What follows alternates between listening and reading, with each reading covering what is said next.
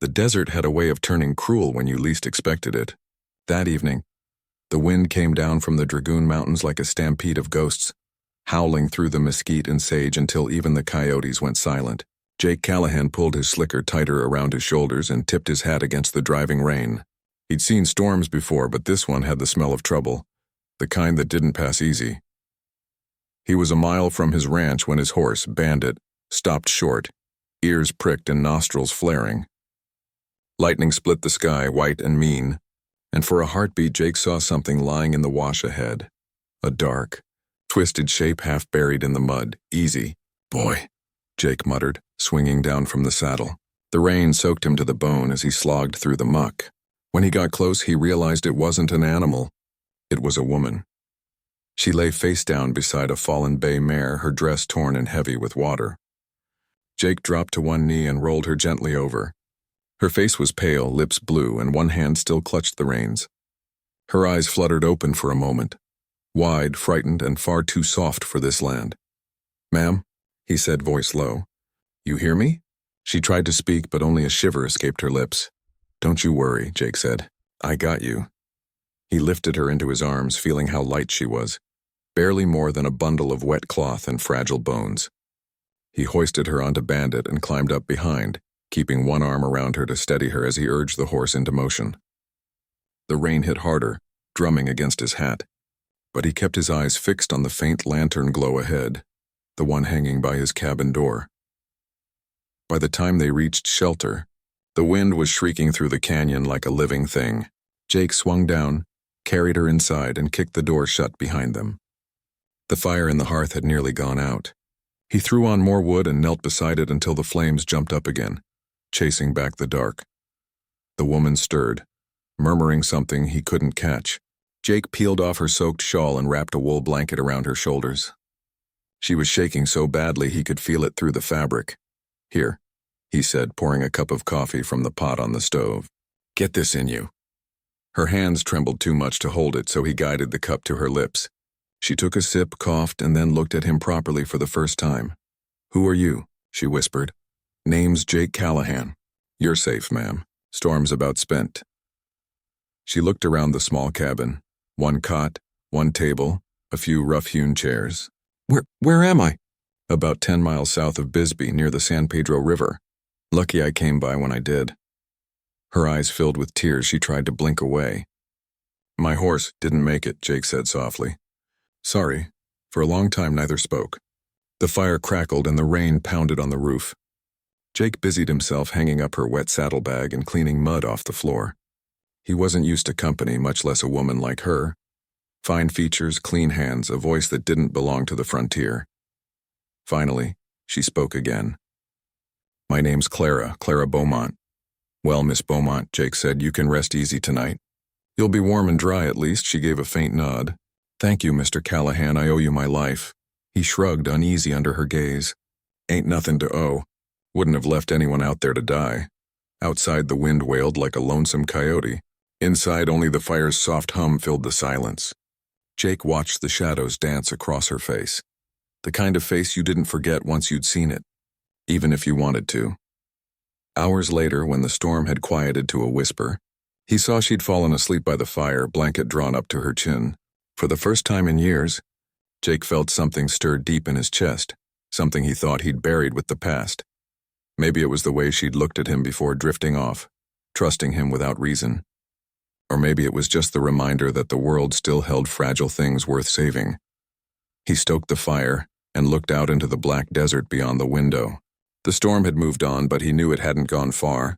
Storms never really did, and they just waited. Morning came like a bruised sunrise, pale light creeping through the cracks of the shutters, painting the cabin in streaks of gold and gray. The storm had broken in the night, leaving behind a strange stillness, the kind that comes after the world's been scrubbed clean. The only sounds were the hiss of the dying fire and the slow drip of rainwater from the eaves. Jake Callahan was already awake, sitting at the table, running a whetstone along his knife. He'd been up before dawn, not from habit, but because his mind wouldn't rest. He wasn't used to another soul under his roof, much less a woman. Every sound she made, the soft rustle of the blanket, the uneven rhythm of her breathing, seemed to fill the room. When she stirred at last, Jake glanced over. Clara Beaumont blinked against the light, then sat up, clutching the blanket closer around her shoulders. Her hair, now dry, had the color of chestnut bark after rain, and the firelight made her skin glow soft as candle wax. She looked smaller out of the storm, fragile but not broken. "Good morning," Jake said, his voice rough from silence. "You sleep all right?" "I think so," she murmured. "It's been a long time since I felt safe enough to." Jake nodded toward the stove. "Coffee's hot." "There's biscuits too, if you don't mind them hard." She smiled faintly. "I'll take hard biscuits over hunger." He poured her a cup and passed it over. She wrapped both hands around the tin mug as though to soak in the warmth. For a long while, neither spoke. Jake wasn't one for talk, and she seemed to know it. When she finally broke the silence, her voice was soft but steady. "I didn't thank you properly, Mr. Callahan. You saved my life." "Weren't nothing," he said. "Just happened to be in the right place." "Right place," she repeated, looking out the window at the washed, clean desert. "Funny how the world works, isn't it? I spent weeks praying for a fresh start, and I end up nearly dying in the mud." Jake gave a dry chuckle. "Well, sometimes the good Lord's got a strange way of answering prayers." She smiled again, though there was sadness in it. "I suppose so." He studied her for a moment, then asked, "Where were you headed?" "Tombstone. I was offered a post there, a schoolteacher position." "Good work," Jake said. "Respectable." She looked down at the mug in her hands. "It wasn't just work that brought me here." Her tone changed, a soft quiver, the kind that told of ghosts not easily laid to rest. Jake leaned back in his chair and waited, not pushing. The desert had taught him patience. Everything worth hearing took time to come out of the dark. Finally, she said, "I left St. Louis 3 months ago. I was running from a man. His name's Charles Mercer. We were engaged, and at least he liked to tell people we were." Jake's eyes narrowed slightly. "He hurt you?" "In ways that don't leave bruises," she said, voice tightening. "At first he was charming, promised me the world. But soon the world meant only what he could control. Where I went, who I saw, what I said. When I tried to end it, he made sure every door was closed to me. No school would hire me, no family would take me in. So I went west, thinking maybe distance could save me." The fire popped softly. Jake said nothing for a moment, then spoke in that low drawl of his. "You did right leaving. Some men don't deserve the chance to be followed." She looked at him, surprise flickering in her eyes. "You sound like you know something about running." Jake smiled without humor. "You could say that. Fought for the wrong side in the war. Came back to nothing. Figured I'd had enough of people and their promises. So I came out here where the land don't lie." "The land doesn't lie," she repeated thoughtfully. "But it can be cruel," he nodded. "Cruel, yeah. But it don't pretend to be something it ain't. Can't say that for most folks." Their eyes met across the table. Two people who'd both seen too much of the world, both wearing scars they didn't need to name. Outside, a hawk cried somewhere over the canyon, the sound thin and lonely. By midday, the clouds had lifted and sunlight poured into the valley. Clara helped him fetch water from the creek and hang her clothes to dry. He noticed how she moved, careful but capable, like someone who'd learned to take care of herself the hard way. That evening, she cooked supper, beans, bread, and a bit of bacon Jake had cured himself. The smell filled the cabin, and for a fleeting moment, it almost felt like something close to home. When the plates were cleared and the stars began to prick through the windows, Clara sat by the fire, mending a tear in her dress. Jake watched her hands move, sure and steady. "You've been out here all alone?" she asked after a while. 4 years come spring," he said. "Had a partner once, young fella named Eli. We ran cattle together. Then the river flooded one spring, swept him clean off. Ain't been no one since." "I'm sorry," she said softly. He shrugged. "Ain't your sorrow to bear?" Still, there was something in her eyes, that quiet kind of understanding only lonely people recognize in each other. The hours passed slow. They talked little, yet the silence between them wasn't heavy anymore. It was the kind of quiet that meant company, not emptiness. When she finally rose to turn in, she paused near him. "Jake? Yeah? Thank you. Not just for saving me, for not asking too many questions." He smiled a little. "Questions never fixed nothing for me." She gave a small nod and went to lie down near the hearth. Jake stayed up a while longer, staring into the flames. The storm outside might have passed, but another kind had begun to brew. one that stirred deep in his chest, unfamiliar and dangerous. He told himself it was nothing. Just pity for a lost traveler. Just kindness, that was all. But when the firelight touched her face and he saw how peaceful she looked in sleep, something inside him said otherwise. Jake Callahan had built a life out of silence and solitude. He'd thought himself immune to the pull of another soul. But that night, as the desert cooled and the coyotes began their song, he realized the walls he'd built were starting to crack, and for the first time in years, he didn't know whether to be grateful or afraid. The storm had long passed, but its scent still clung to the air, that clean, sharp smell of rain on dust. The desert looked alive again, the creeks running fuller, the cacti gleaming with droplets like silver pearls. For the first time in months, Jake Callahan's land felt less like a sentence and more like a home. And maybe, he thought, that had something to do with the woman sitting on the porch, sewing her torn riding cloak in the morning sun. Clara Beaumont had been with him for 5 days. In that time, the silence that used to hang heavy in the cabin had changed. Now there was the sound of her humming while she worked, the clink of her cup when she poured coffee, the soft rhythm of her steps as she went about small tasks like she'd lived there all her life. Jake wasn't a man easily unsettled, but her presence had begun to work its way under his skin like a splinter he couldn't dig out. He caught himself thinking about her when he rode fence or fetched water, wondering what she'd say about this or that. He told himself it was just habit forming, another pattern in the long days. But he knew better. That morning, Clara finished her sewing and laid the cloak over the porch rail to dry. She looked up to find Jake leaning against a post, a cup of coffee in one hand, watching the horizon. Storm washed the valley clean, she said, shielding her eyes. Desert's funny that way, Jake replied. Beats the hell out of you one day, feeds you the next. She smiled. I suppose that's true of life in general. He nodded, then asked, You still mean to head for Tombstone? Her smile faded. She looked out toward the far hills where the road snaked west between the buttes. I suppose I should. That job's all I have waiting for me. Don't sound like you're too keen on it. I'm not sure what I'm keen on anymore, she admitted. I thought if I kept moving I'd find peace. But peace doesn't seem to live in distance. Jake understood that better than most. He'd spent years trying to outrun the noise inside his own head. The ghosts of the war, the men he couldn't save, the friends buried in shallow graves far from home. But ghosts, like shadows, traveled light. She turned toward him, eyes searching. You've built something here. It's lonely, but it's honest. I can see why you stayed. Didn't much have anywhere else to go. Maybe that's not the worst reason to stay. The way she said it made his chest tighten. He looked away, pretending to study the line of the fence along the ridge. You'll do fine in Tombstone, Miss Beaumont. You got more grit than you think, she smiled faintly. You sound very sure of that, he shrugged. Teacher's job's hard, but you'll manage. Folks respect education, especially out here where it's scarce. Her eyes softened. You really think I should go? Jake hesitated. He could lie and tell her yes, that Tombstone was her fresh start, that she'd find safety there among strangers. But the thought of her walking away down that long dirt road made something twist inside him. I think, he began, then stopped. He didn't finish because the words that wanted to come out weren't ones he had any right to say. Clara stood and came closer, her hand brushing the porch rail. You think what, Jake? He met her gaze, steady and clear as the desert sky. I think you deserve better than running. They stood there a long moment, the air between them humming like a live wire. The silence wasn't awkward. It was heavy with all the things neither dared speak aloud. Then Clara said softly, You could come with me. Jake blinked, taken off guard. What? To Tombstone, she said. You said yourself there's work there.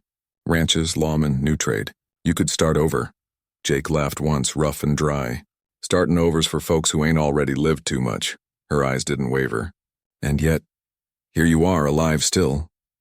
He opened his mouth to reply, but found he had no words.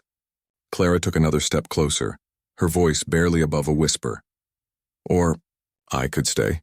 Jake froze. The desert wind rustled through the dry grass, carrying the faint scent of mesquite and rain. Clara's gaze held his, steady, unflinching, full of something both fragile and fierce. I don't know what I'll find in Tombstone, she said. But I know what I've found here, kindness, quiet, a man who listens without judgment. Miss Beaumont, Clara, she corrected gently. You can call me Clara, he swallowed hard. Clara, you don't owe me nothing. I just did what anyone decent would have done. She smiled, soft, knowing. Decent men are rare. You may not think it, but you've given me something I haven't had in a long time. What's that? Peace. Jake looked at her for a long moment, then turned away, walking to the edge of the porch. He stared out over the desert, the land he'd worked, bled, and nearly died on. It was the only place that had ever been his. He'd built his fences high, not of wire, but of solitude. Letting her stay meant tearing those fences down. I ain't good company, he said at last. You'd get bored of this life in a week, she shook her head. You mistake quiet for boredom. They're not the same. He turned, and for the first time, the wall behind his eyes cracked just a little. You're a stubborn woman. Only when something feels right, she said softly. That evening, the sun dropped low behind the hills, staining the world gold and red. They ate supper in near silence, but it wasn't uneasy. When darkness fell, they moved to the fire. The air was cool, and the smell of sage drifted through the open window. Clara sat on the floor near the hearth, watching the flames dance. Jake sat in his chair, boots crossed, a half-empty glass of whiskey in his hand. You ever think about what you'd do if you could start again? She asked. He thought for a moment, staring into the fire. Maybe I'd find some land with good water, build a bigger house, run a few head of cattle. Nothing fancy, just something that lasts. She smiled. That sounds like a dream worth chasing. He chuckled quietly. Ain't no dream left in me, Clara. But when he looked at her, the way the light from the fire touched her hair, the quiet strength in her eyes, he wondered if that was still true. Later, when the fire burned low and the desert had gone still, she stood to go to bed, pausing in the doorway. Jake, yeah? Thank you for letting me stay a little longer. He tipped his hat, though he wasn't wearing one. Ain't no trouble. But when she disappeared behind the curtain, he sat there staring at the dying coals, feeling something new flicker to life in the ashes of his old loneliness. For the first time in years, Jake Callahan wasn't sure what tomorrow might bring, and for the first time in years, he found himself hoping it would come quickly. The days that followed passed quieter than either of them cared to admit. The storm had gone, the sky stretched wide and clean, and the land baked again under the desert sun. Life at the Callahan Ranch settled into a rhythm that felt almost like peace, until the past came riding out of the dust. Jake had always lived by a rule. Keep your head down, keep to yourself, and trouble will pass you by. It had worked for years, but trouble had a way of finding men who thought they'd buried it for good. That morning, he'd ridden out to check the far pasture, leaving Clara at the cabin with the chickens and her half-mended books. The wind had picked up by noon, carrying dust and the low whine of something restless. Jake felt it before he saw it, the kind of stillness that warns a man he's being watched. Then he spotted the riders, 3 of them, coming from the north ridge. Dark shapes against the pale horizon, moving slow but steady, like wolves circling a campfire. Jake's hand dropped to his holster out of habit.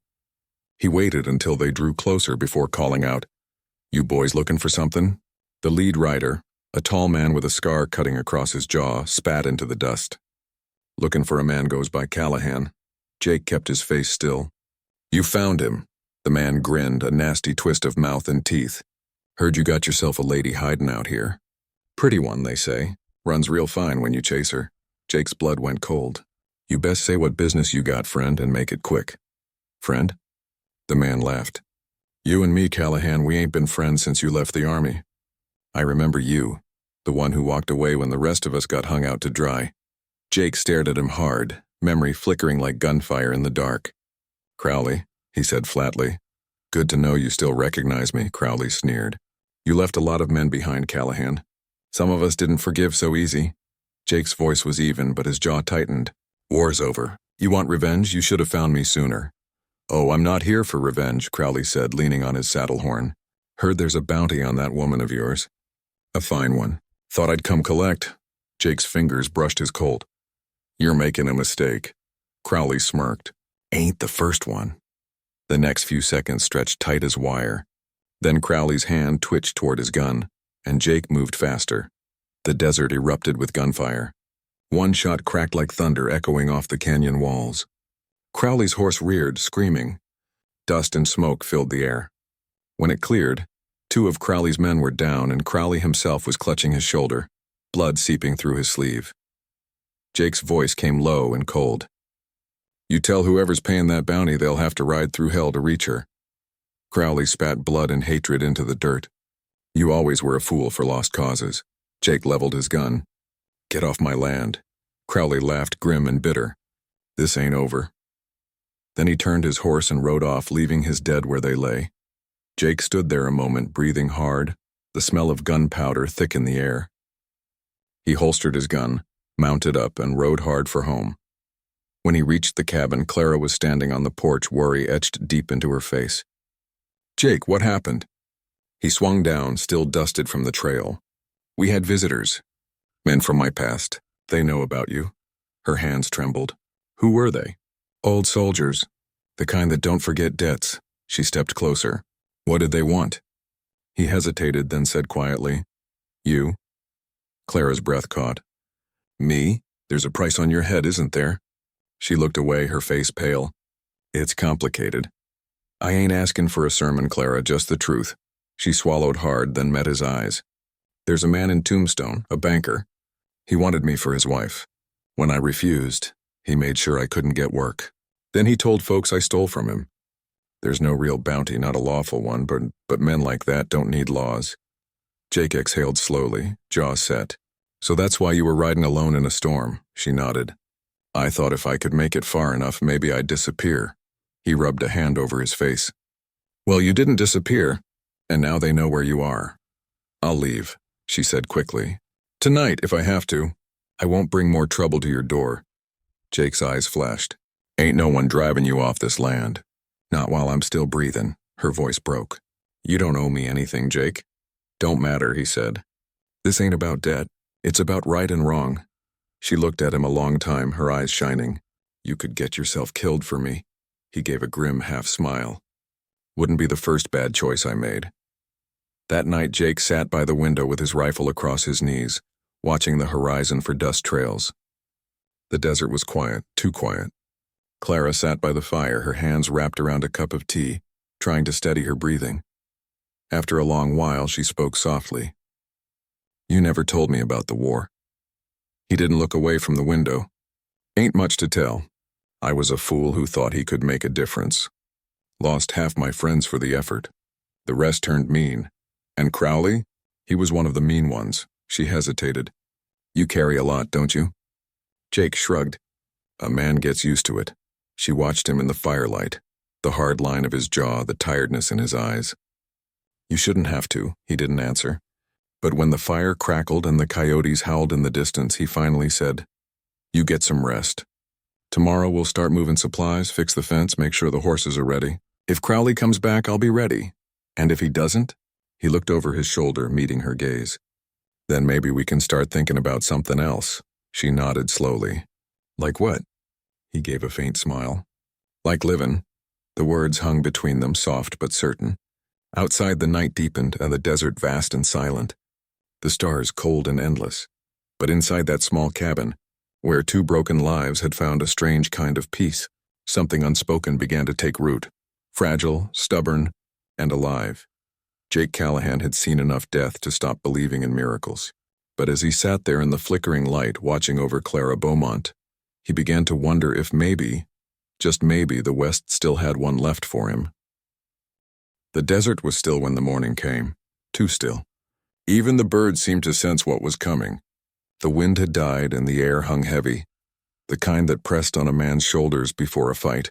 Jake Callahan knew that quiet. It was the kind that came before blood. He'd been up since dawn, saddling the horses, checking his rifle, and walking the property line one last time. Clara had tried to talk him out of it, but he wouldn't listen. He had that look again, the look of a man who'd already decided how the day was going to end. "They'll come," he said flatly, loading his Colt. "Crowley ain't the type to lick his wounds and forget." Clara stood on the porch, pale in the morning light, her hands clutching the railing. "Then we should run, Jake, head south toward Mexico." "They'll never follow that far." Jake shook his head. "Running don't change a thing. You run once, you spend the rest of your life looking over your shoulder." She stepped down, her voice breaking. "Then let me stand with you." He turned to her, eyes soft but firm. This ain't your fight, Clara. It became my fight the day you pulled me out of that storm. Jake hesitated, his throat tightening. He'd faced death before, but nothing ever scared him like the thought of her getting caught in the crossfire. He holstered his gun, stepping close. If something happens, she cut him off. Don't you dare talk like that. He reached out, brushing a strand of hair from her face. Clara, I ain't had much in this life worth holding on to. But you, his voice cracked. You make a man think maybe there's still good left in him. Her eyes filled, but she didn't cry. Then prove it, Lev. He smiled, small and sad. I'll try. By mid-morning, the dust cloud rose on the horizon, riders. 6 of them this time. Crowley was coming back, and he'd brought friends. Jake saddled up and met them halfway down the trail, rifle strapped across his back, jaw set like stone.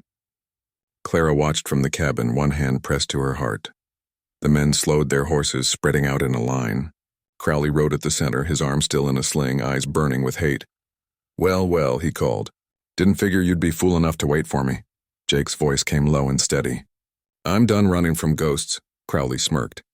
You always were the noble type. Still playing hero for a woman who don't belong to you. Jake's fingers brushed the butt of his Colt. She belongs to herself. That's more than you'll ever understand. Crowley's laugh was sharp and bitter. You think this ends with talking? No, Jake said. I think it ends with one of us staying in the dirt. Crowley's grin died. So be it, the air cracked. Guns flared, echoing through the canyon. Horses screamed and bolted. Jake dove behind a boulder, firing 3 clean shots. 2 men fell. He moved like a ghost, calm and deadly, every motion born of long habit and hard years. Crowley's men circled, firing wild. A bullet grazed Jake's shoulder, tearing through his shirt. He grunted but didn't slow.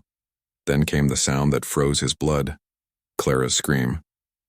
He turned and saw one of the riders breaking off, heading straight for the cabin. Clara stood in the doorway, rifle in hand, defiant and terrified all at once. Clara, get down. Jake roared. The outlaw raised his gun, and Clara fired first. The shot hit true. The man toppled from his horse, hitting the ground hard. Jake felt a surge of pride and fear all at once. But there was no time to breathe. Crowley was coming for him. The 2 men faced each other across 20 feet of dirt and dust. Both breathing hard, both bleeding, both with too much behind them to ever turn back. Crowley spat. You should have died with the rest of us, Callahan. Maybe, Jake said, cocking his revolver. But I didn't. The guns roared as one. When the smoke cleared, Crowley was on his knees, clutching his chest. His eyes went wide with disbelief. You always were lucky. Jake lowered his gun. Ain't luck. Just tired of losing. Crowley fell face first into the dirt. The others fled.